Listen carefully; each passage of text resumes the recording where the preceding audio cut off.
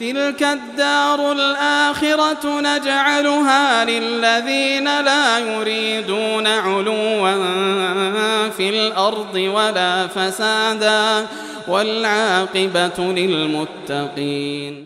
Bekal yang ketiga untuk memasuki bulan Ramadan, ya, hendaknya bulan Ramadan itu kita sambut dengan taubat dan istighfar, dan disambut dengan mengingat dan mengambil pelajaran dari hari-hari kehidupan ini.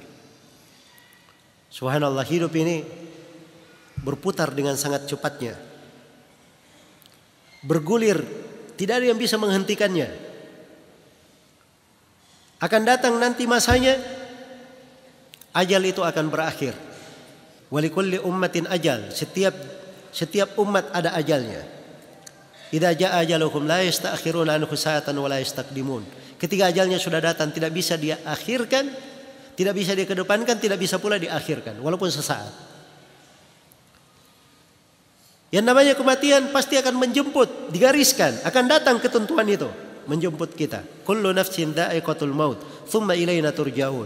Setiap jiwa akan merasakan kematian, kemudian kalian semua akan dikembalikan kepada kami. Hari-hari kehidupan ini banyak pelajaran. Yuqallibul laila wan nahar, inna fi dzalika la'ibratan liulil absar. Allah membolak-balikkan siang dan malam. Di dalam hal tersebut terdapat pelajaran bagi orang-orang yang memiliki hati. Iya. Terdapat pelajaran bagi orang-orang yang memiliki hati. Wa huwal ladzi ja'ala al-laila wan nahara khilfatan liman arada an yadhakkara aw arada syukura. Dialah Allah yang menjadikan siang dan malam bersilih ganti bagi siapa yang ingin mengingat dan bagi siapa yang ingin bersyukur. Maka kita perlu mengingat hari-hari kehidupan ini, mengambil pelajaran. Begitu masuk Ramadan, subhanallah, hari-hari Ramadan berjalan dengan cepatnya. Berjalan dengan cepatnya. Ya. Dan kadang tidak terasa sudah masuk, sudah keluar Ramadan. Kita sudah memasuki Idul Fitri. Itulah hari-hari kehidupan. Berjalan sedemikian rupa, dengan cepat.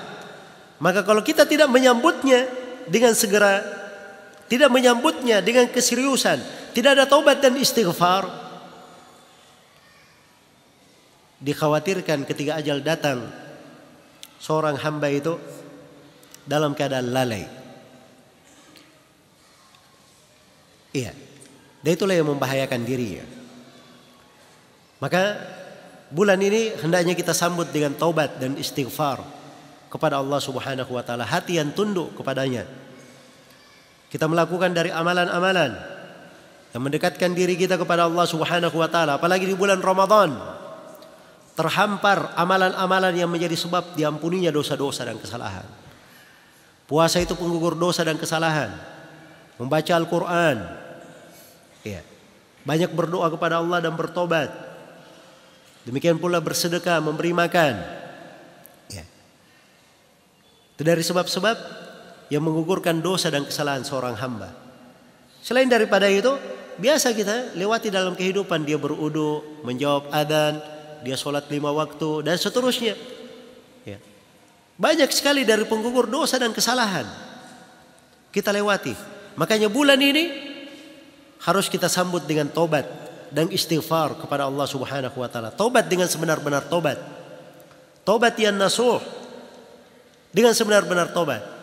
Tobat yang benar itu, yang sebenar-benar tobat itu apabila memenuhi 5 syarat.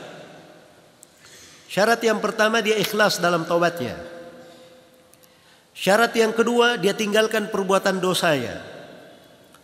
Syarat yang ketiga, dia sesali perbuatan dosa itu. Karena ada orang yang meninggalkan dosa bukan karena dia sesali. Kadang duitnya sudah habis.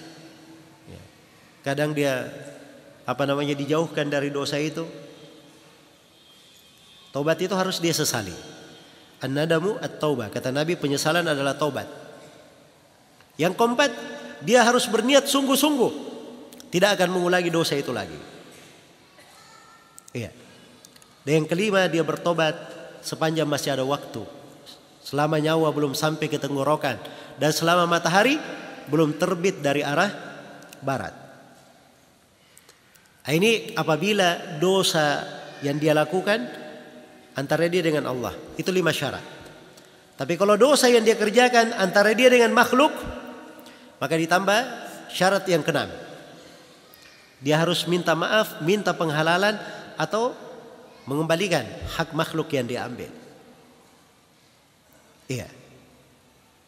Maka seorang hamba yang malu kepada Rabbnya, tahu akan kadar nikmat, dia itu malu masuk ke bulan Ramadan dalam keadaan dirinya itu tidak bertobat kepada Allah. Iya. Dia masuk ke bulan tersebut di kondisi yang paling baiknya, di kondisi yang paling siapnya, sehingga Ramadan itu betul-betul dia manfaatkan dengan sebaik mungkin. Inilah yang membedakan, membuat Ramadan seorang hamba lebih bermakna. Beda ya dengan orang yang masuk Ramadan dia cuma biasa-biasa saja. Ya kita masuk sajalah. Ya alhamdulillah banyak kebaikan, pintu rahmat, berkah. Ya. Terlalu luas harapannya. Harapan bagus tapi terlalu luas itu nggak bagus. Harus seimbang antara harapan dengan apa? Rasa takutnya. Makanya ada pintu tobat di situ. Iya. Yang hendaknya dia perbaiki. Baik, ini bekal yang ketiga ya, tobat, istighfar, dan banyak mengambil perhitungan dengan hari-hari kehidupan yang berjalan.